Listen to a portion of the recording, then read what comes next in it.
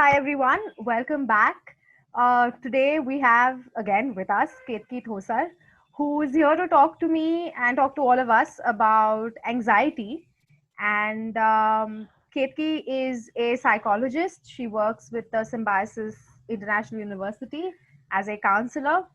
She's done a lot of work with young adults and adults, and has also worked previously with a rehabilitation facility. Welcome, Ketki. Hi, thank you. It's so much fun to be back here on this platform, interacting with you and your audience. I can't wait. Great to have you back. Okay, so I'm going to jump right in with my first question on anxiety. Ketki, what is Mhm. anxiety and how do we see it manifesting in our clients when we're working in the field? Right. So that's a very big question. And thank you for starting with the big question, as always. Anxiety is essentially a very heightened state of the primary emotion of fear, which all of us experience and all of us have evolutionarily experienced for millions and millions of years as a species, right? So it's an emotion that we experience very commonly at different intensity based on the different events or the experiences that we're having, right? And it's one of the most common emotions that we experience. And starting, from a nascent stage, right, well into like, being like 90 years old, wrinkly and like with less teeth. Uh, but you're likely to experience anxiety at all ages. It's in fact one of the first emotions you experience even as an infant. So, yeah, anxiety is that. And in the field, we often see anxiety manifesting in, to give you a little bit of structure, in four possible ways, which is one is in your thoughts, one is in your behaviors, one is in the way you experience certain emotions, and one is in your body, right, in a more physical form. So, and if you would like to read about it a little more, it's called the biopsychosocial model of psychology, which explains the different contributions or the different areas of our mind and body and the beautiful relationship that they both share and how they impact each other, especially under a state of anxiety. Right. So in the field, often one of the most common things where anxiety manifests in thought is overthinking or being fixated on a certain set of thoughts. Right. That's one of the most common features of anxiety in thought. And those are often very crippling because these thoughts can be very, very pressurizing. They can be very loud thoughts. They can be very dominant thoughts. They can be thoughts that might make you feel like you're completely out of control. Which brings me to the feelings that pop up in anxiety, which is a very massive sense of helplessness, right? And this sense that you have no control or no ability to regulate or manage what is happening for you, whatever that might be.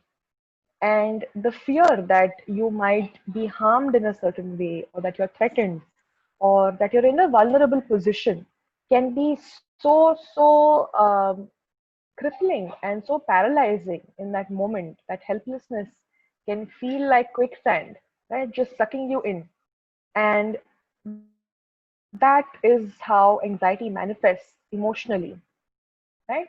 And this can often then translate into behavior with crying spells, pacing around, being really impulsive and reckless, feeling, having these outbursts of emotion, or even becoming really quiet and withdrawn, right? So, in terms of behavior, it can be at either end of the spectrum. You might become very explicit and overt, or you might, completely like shut down and isolate and go inward.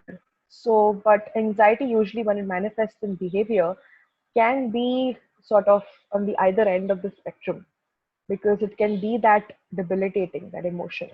And in your body, it can, and most often in the field, we see this happening physically, right? Because anxiety is an emotion that sort of creeps on to us, and we're not really aware of when anxiety sets in for us because of a certain something or someone or a certain situation, right? So when this is there pervasively for a while, it starts sort of manifesting in your body, and that's another way your mind is trying to communicate to you through an indirect way. And in your body, it can manifest with something as simple as a headache, right? Or feeling like your muscles have tightened, or you're not able to breathe, there's tightness in your chest, your head feels really heavy, your mouth can go dry, your eyes can start feeling really exhausted, and essentially your body is sending you all kinds of indications that it needs to sort of shut down because it's in that heightened state of anxiety. And biologically explaining it, it kicks in your fight and flight system, which is in your circulation, which helps you actually regulate this anxiety. And evolutionarily, like I said, because this is an emotion we have been experiencing for generations, the way your fight and flight cycle kicks in, you end up releasing lots of different hormones, which are stress hormones like adrenaline, cortisol, right, which help you regulate this state of anxiety. And it's done through the body for the mind. So yeah, manifestation of anxiety can be very varied, and the presentation can be quite mixed in the field. In fact, something that we commonly see is an old injury reactivating or feeling pain in an old injury because of that, constant sort of release of cortisol, which actually, in the long run, weakens the bone structure. So, in a sense, if you've had a bone injury like a fracture or a slip disc, that pain intensifies when there's constant anxiety, which is something that we've seen a lot in the field actually. Absolutely. In fact, even if you hear about people having migraines, right, which is something that's seen so commonly, these are often, even if you go to a medical doctor and speak about one of the causes of migraine, it is the stress that comes in with overwhelming emotions, anxiety being one of them, right? And when you perceive this overwhelming anxiety, that can often manifest itself in you in a form of very severe headache, which can be a migraine, right? Absolutely, you're on point there. Superb, great. um, right, so that actually brings me to my next question, which is something that I was asked recently, and I didn't, we don't really give it a lot of thought, I think, because we're so busy kind of trying to work it out in the field. But pop culture plays a very big role in our psyche. Okay, and what I've commonly noticed now is the use of the word trigger is so commonly used. Um, and what I'd like you to do, Ketki, is kind of shed some light on this word trigger and why it can't be used so loosely as it is, today, especially on social media, where we see, everybody kind of interacts on social media today, and this word trigger is used so commonly. What do we mean by trigger, and what are the consequences of using a word like that?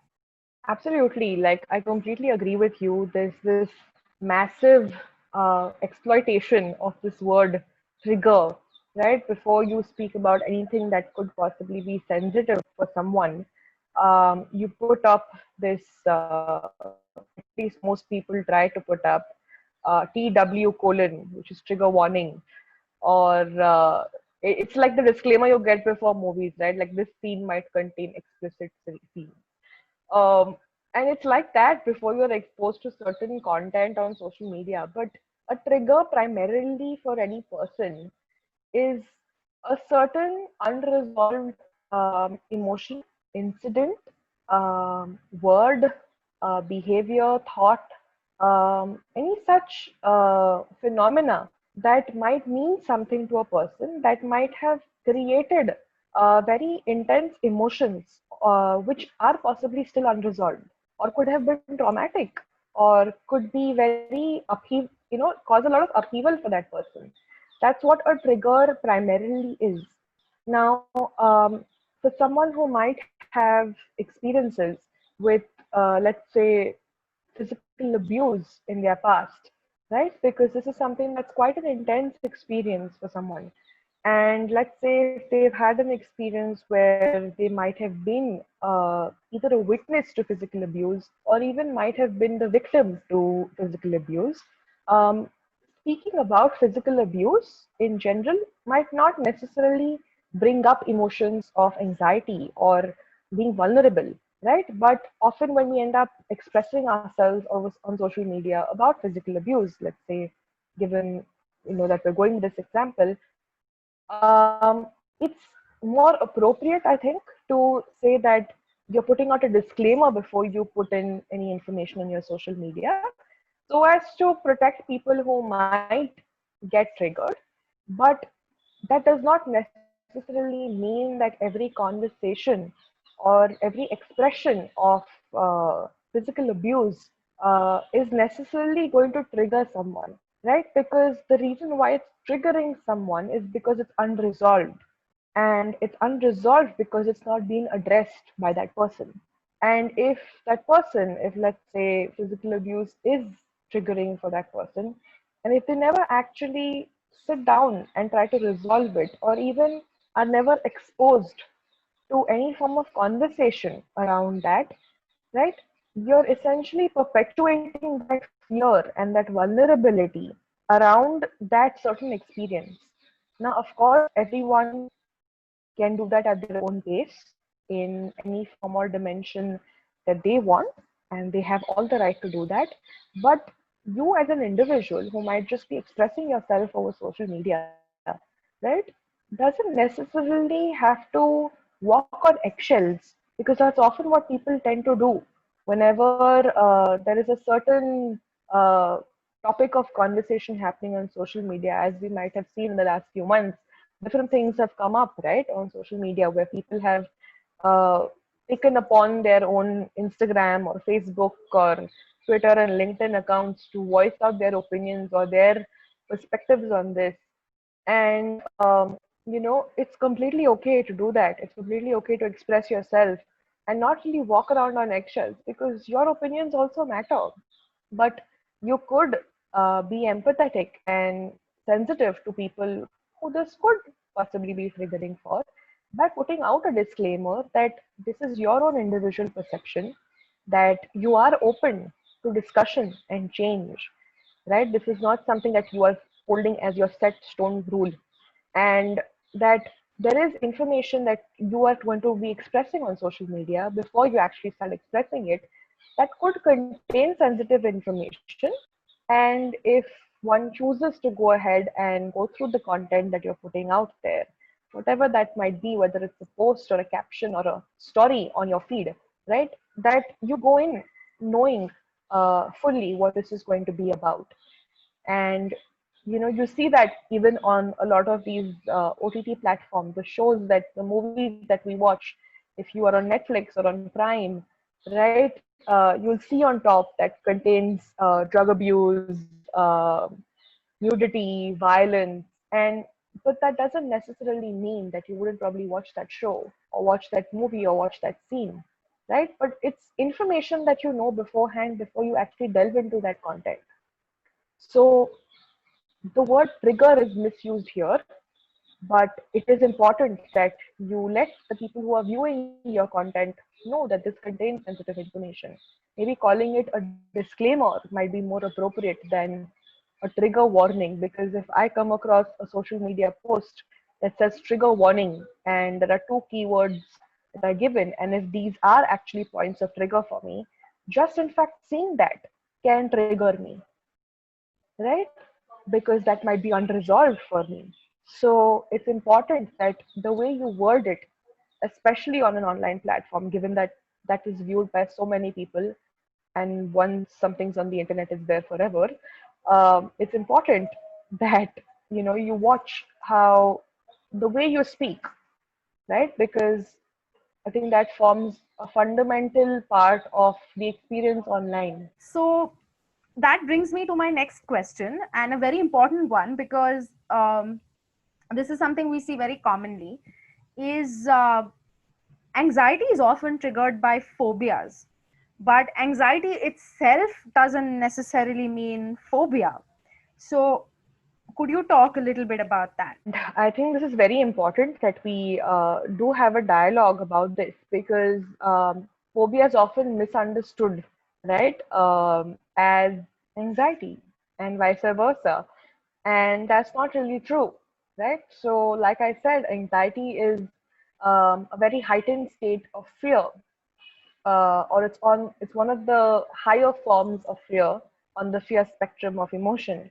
And when one has an experience with a certain object, a certain experience, a certain person, a certain thing, whatever the object of a certain phobia might be, right? There are multiple kinds of phobias.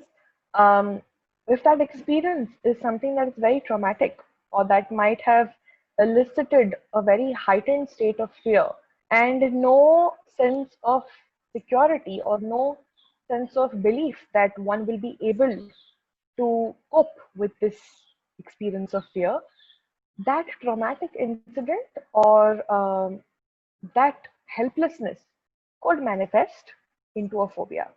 Now, it's not necessary that it would manifest, right? It could just be limited to a traumatic experience.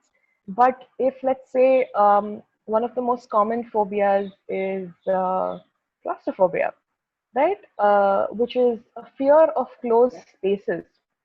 And it's possible that you might have had an experience, whether that's a full-on explicit experience where you might have been trapped in a closed space, or whether you might have been witness to that and seen the emotions that might have come up for the person who was trapped, or the emotions that you might have experienced seeing another person or another living thing trapped, right? Whatever that experience was for you, if that experience, the emotions that are associated with it, the thoughts that are associated with it, if those were not resolved, or have not been resolved until now, you've not been able to process them, it's likely that you might develop a phobia.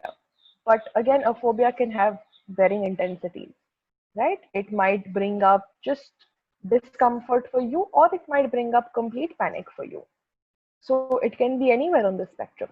And it's important that we be mindful of how we use the word phobias, because when we are trying to express ourselves that we have a certain fear about something, we often end up using the term phobia. But what a phobia is essentially when the fear is so irrational or so unnecessary, and you might actually be very aware of the fact that you're not really going to be at harm, um, or you might not even have that awareness, but it might just be blind faith in being set off into that emotion of anxiety, that you are not able to see a more rational perspective. And that's something that can constitute under a phobia. So if maybe me suggesting to someone who has claustrophobia that why don't you come over to my place or to my office, which might be on the 10th or 11th floor of a building, right? Which might involve them getting into an elevator, right? Or which might involve them walking up the stairs, which are very narrow and contained.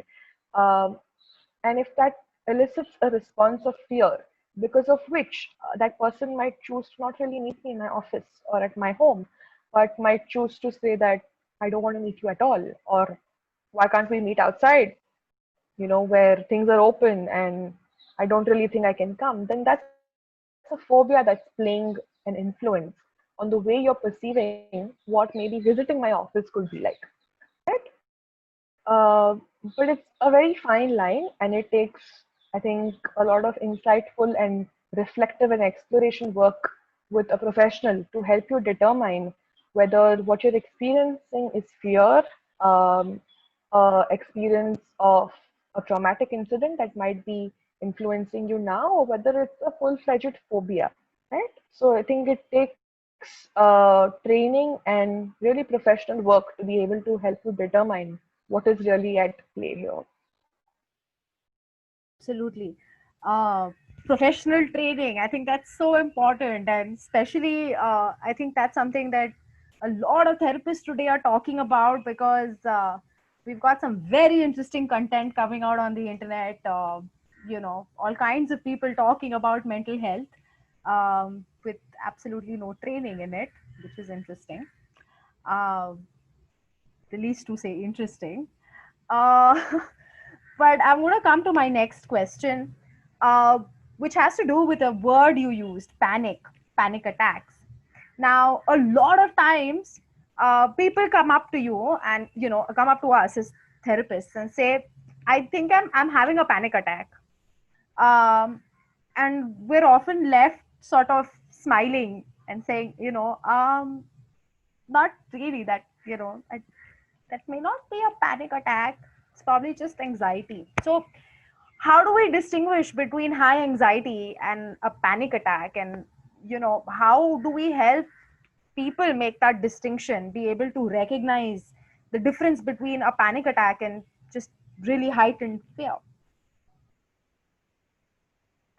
I think that's something that's very relevant because this word panic attack is used so loosely now, almost as much as how loosely depression is used as a way of expressing how you're feeling. Like, I'm feeling depressed, right? Whereas depression is a whole other conversation that you and I can have.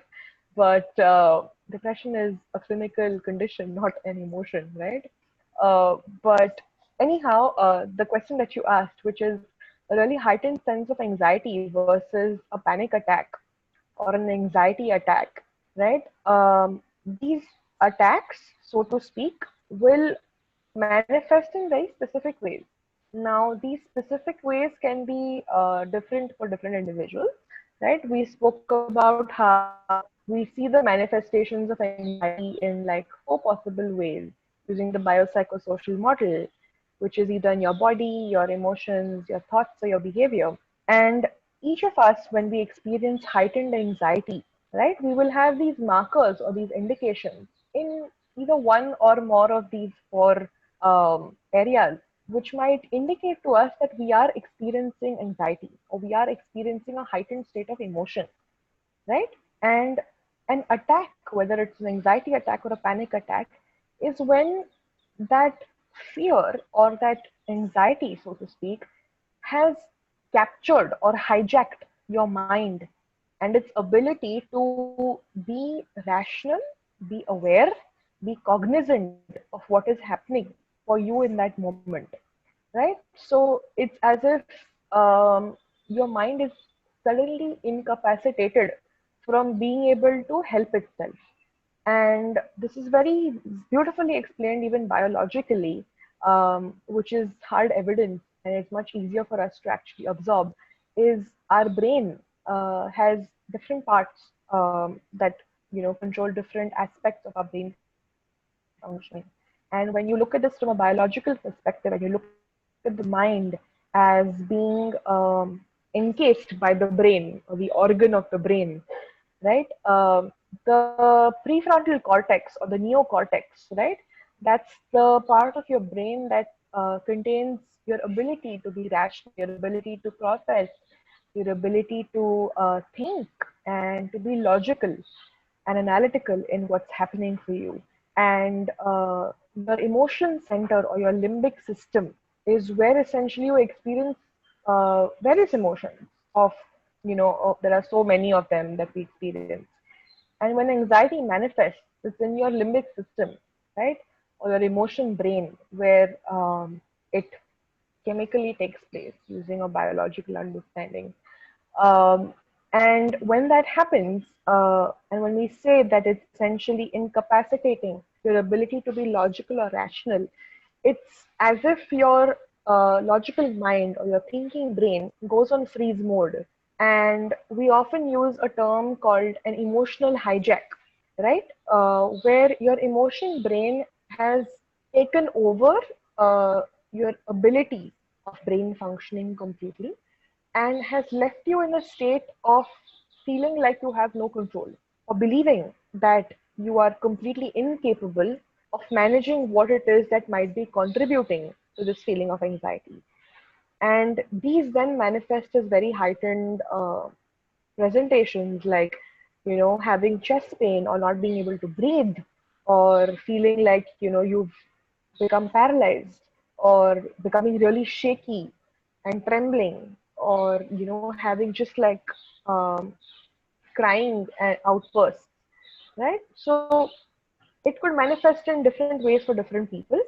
And it's important for us to be able to recognize what heightened anxiety looks like for us and what a panic attack looks like for us, and be able to differentiate how these manifest for us, so that we're able to identify what it is that sets us off into a heightened state of anxiety, and what it is that leads to the eventual manifestation of a panic attack. Great. I think that was much required. Learning that distinction between a panic attack and heightened anxiety, and what that would look like for us. And of course, it goes without saying that a panic attack would look different for each individual, that panic attacks wouldn't manifest the same way for everybody.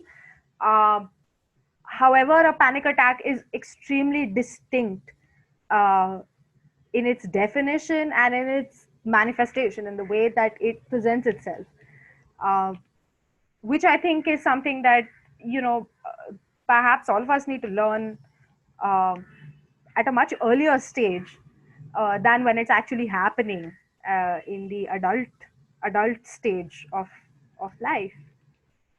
Right.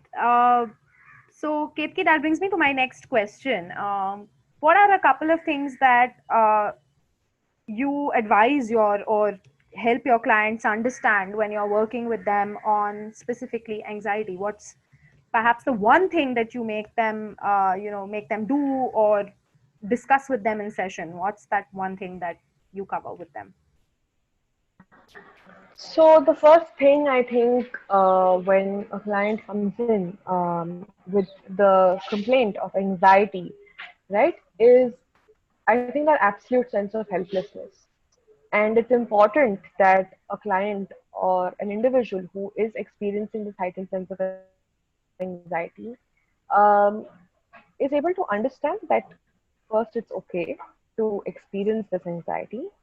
It's perfectly normal, uh, given whatever it is that might be setting off these heightened feelings of anxiety. It is okay to experience this. So, normalization of this reaction in your emotion is important. And developing that ability to tell yourself that it is okay is something that I think I primarily work on. And because anxiety creates such a extreme sense of helplessness, an extreme sense of lack of control, feeling empowered is, I think, the next thing I work on. And one way to do that is to create solutions that might actually help that individual sort of snap out of that very heightened state of anxiety. So it might not necessarily mean that using this skill or this technique will help them process and understand the anxiety to its absolute depths or its core, right? You might still be quite muddled about that. But to help you sort of step away from that emotional hijack that we were talking about and be able to see this from, outside of you, um, and then be able to understand it in its capacity. I think that's the next thing I work on. And one of the ways to do that, one of the ways to sort of empower oneself when we're experiencing this anxiety on a frequent basis is to have techniques in place to help us ground ourselves, right? And grounding is a very important phenomena that is sort of tailored to your needs with the therapist to help you snap out of that emotional hijack. Now, grounding is a very wide topic, but I think it's important that once a person is equipped with grounding skills, then it enables them to be able to actually sit and reflect on what it is that might have caused that heightened sense of anxiety. Because if you are in a heightened sense of anxiety, at that point, asking yourself, why am I feeling anxious, is really not going to give you an answer. If anything, is going to perpetuate that anxiety further because it might make you feel more and more incapable of managing that anxiety. It's like me telling you, don't think of a pink elephant, and it's likely that a pink elephant popped up in your mind, right? Um, so, like a very cute one popped up in my mind. And for those of you who are fans of animated movies, Horton Hears a Who, that elephant just popped up in my mind right now.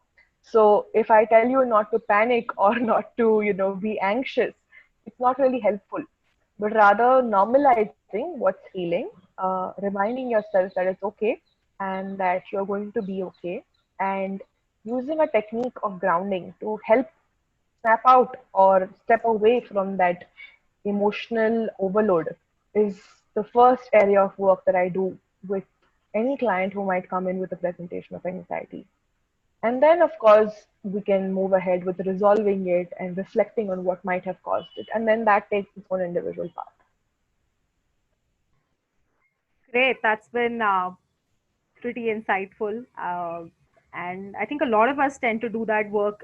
It's primarily first work with the grounding and kind of how do you first come out of that state of anxiety. And most often, the first thing that, and naturally all of us tend to do this is ask ourselves, why am I anxious? And why am I feeling this way? And this constant judgment of the anxiety itself, like judging that you're anxious, which and that's something that I think most of us forget, is that anxiety is actually a very important part of survival. Is if you don't get anxious, you're not going to know what's coming your way. You're probably not aware enough to know what's coming your way. So anxiety essentially works as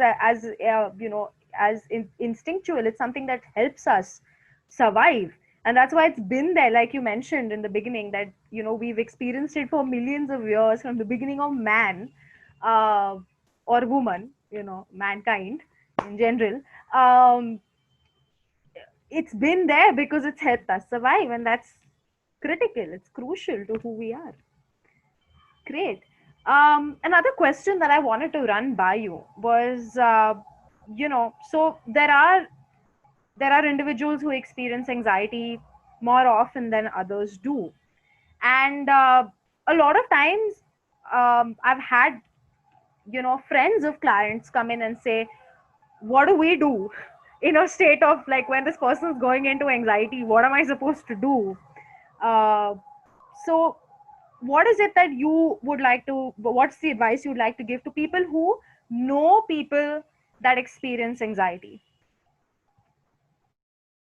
I think that's a very important and relevant question because all of us have people in our lives who might experience a heightened sense of anxiety or a heightened sense of any emotion, rather, which could lead to this feeling of not really knowing what to do to help your friend or your loved one.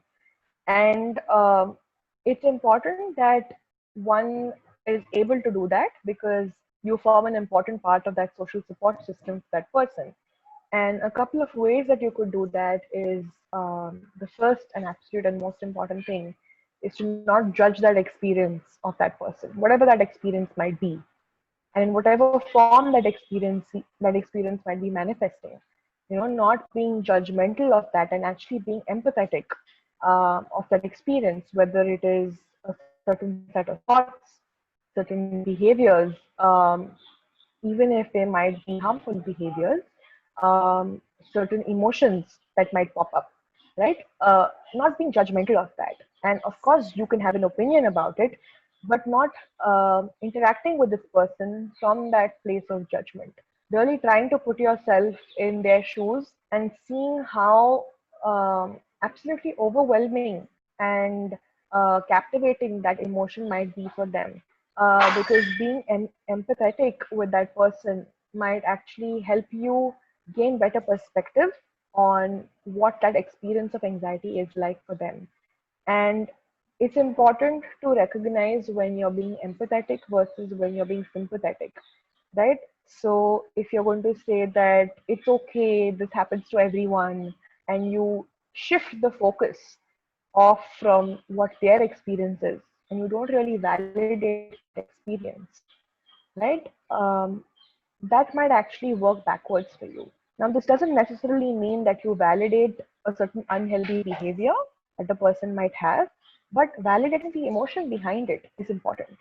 So, if a person who is your loved one might be harming themselves a certain way, or might be abusing a certain substance, or might be doing something quite impulsive and harmful to themselves or to someone else, validation of that behavior isn't what isn't what I'm saying, but validation of the emotion that's driving that behavior is important. And when you do that, what you're essentially communicating to your loved one is that this emotion that you're experiencing is okay, it's acceptable, it's understandable as to why you're experiencing this. But the way it's translating into your behavior might not really be the healthiest. And maybe that's something, you need to check. So one way that a loved one could support uh, someone who is in a state of anxiety or who might be having a panic attack is communicating with them and asking them what it is that they want, and this could be another thing, or what it is that they need to help themselves calm down. And this is only going to be possible if you're empathetic. So if you're empathetic and you're able to understand their perspective of what's happening, and that's what's going to enable you to ask them what is it that you need that will help you actually calm down. And being there and reminding them that they are in a safe space and that they're not going to be harmed and that you're there with them and that they're not alone can be, again, a very important part of being there for someone who is experiencing that heightened sense of anxiety. Thank you, Ketki, because I think a lot of us, you go into a state of confusion. You don't really know what to do. You start to feel helpless because you feel you're not doing enough for the other person. But perhaps just sitting down and listening to what they need is the most that you can do for them in that moment. And I think that realizing that and recognizing that is important. I'm going to come to my last question now.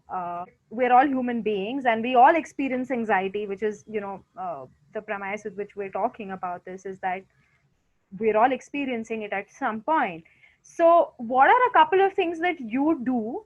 Two things. A is, what do you do when you're experiencing anxiety personally?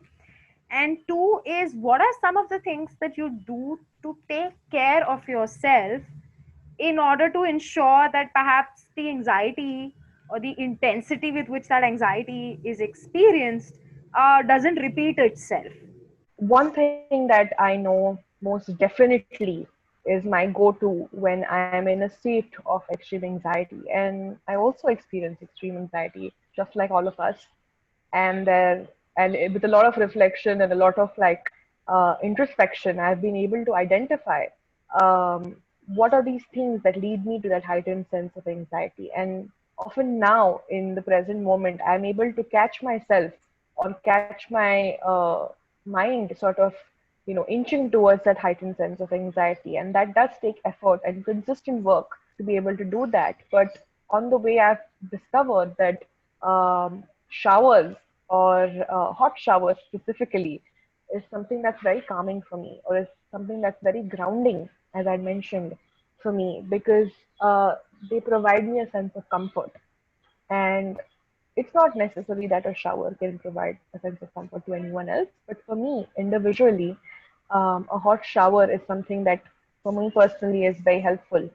And often, if I feel I'm going into a state of heightened anxiety, I choose or I prefer that I go in for a hot shower. And it's not necessary that that hot shower is always available. So I do always have my backup strategies. So one of them is also drinking water. Drinking water helps me feel very calm, or even hearing or looking at water. So water as an element is something that's quite calming for me as an individual.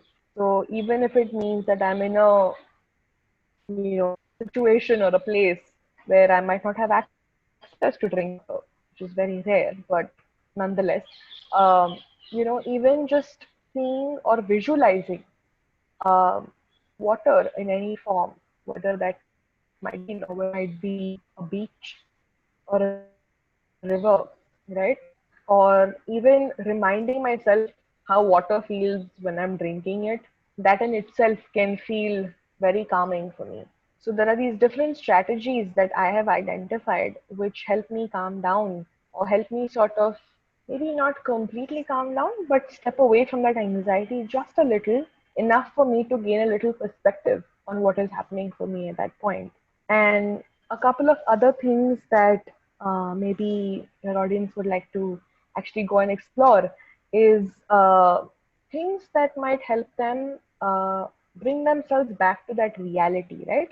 Because when we're in a state of heightened anxiety, it doesn't mean that we slip off into like delusions, but what ends up happening is that we end up focusing on the experience of anxiety in itself, right? And we might get lost in that anxious thought, in that feeling of being completely helpless and not having anything in your control, being really overwhelmed.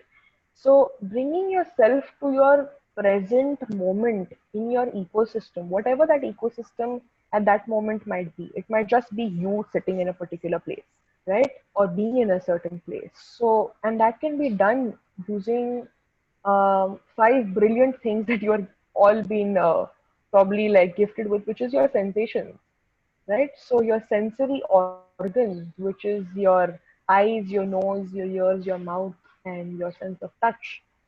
These can actually help you ground or bring yourself back to the present moment rather than getting lost and going down the spiral of that anxiety.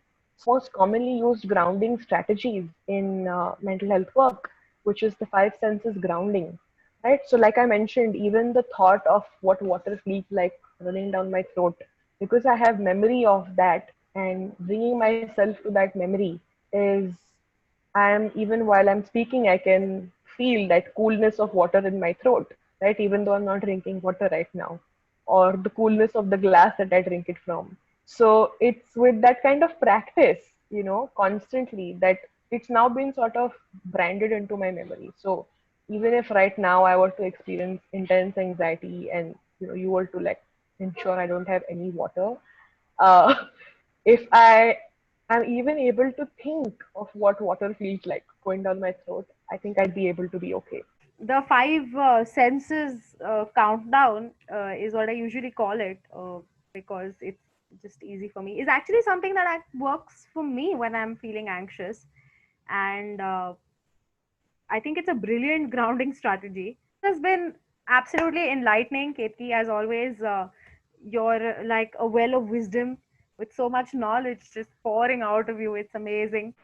I'm absolutely honored that you had me back on, and I hope and I see the amazing future that is all the content that you're putting out there. I think it's brilliant. It's a lot of hard work, and like recently Absolutely.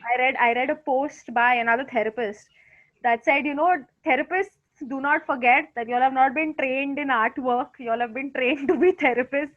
So don't be hard on yourselves if your artwork doesn't look great, because that's an intense pressure to kind of keep that looking good. But I'm glad you like it, Kitki, and really thanks a lot for being here today. Thank you, Asna. I look forward to coming back. I look forward to having you again, Ketki.